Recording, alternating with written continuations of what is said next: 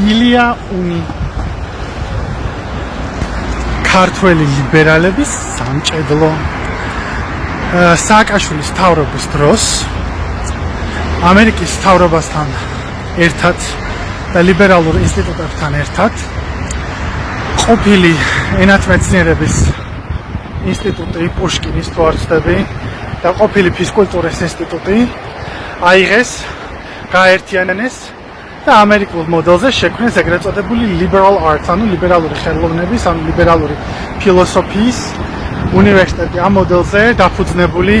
უნივერსიტეტი. რეალურად ეს უნივერსიტეტი არ არის გათვლილი მეცნიერებაზე, ზუსტად საბუნებისმეტყველო საგნების შესწავლაზე, არამედ არის გათვლილი პირდაპირ საქართველოში ისეთი პოლიტიკის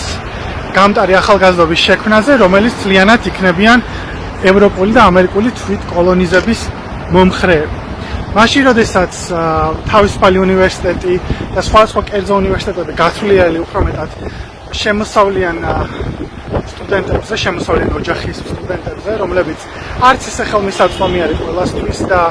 ძირითადად გათვლილი მენეჯერიალური კლასის შექმნაზე, ეს უნივერსიტეტი, ანუ უილიას უნივერსიტეტი, გათვლილი არის ეგრეთ წოდებული აქტივისტების და საზოგადო აზრის შემქმნელი ლიბერალების, ასე ვთქვათ, გამოჭედვაზე. და თავიდან ბოლომდე განათლების სისტემა, რომელიც იწერება ვაშინგტონში, იქნება ეს საშუალოდ უმაღლესი, თითქოს რაღაც სტანდარტიზება ხდება, რაღაც რეფორმები ხდება, საერთოდ არასდროს არ ითვალისწინებს კულტურულ, სოციალურ და ეკონომიკურ მოცემულობას ჩვენი ქვეყნის და თავიდან ბოლომდე არის გათვლილი იმისთვის, რომ შექმნას მონოპოლია საზოგადოებრივ აზრზე.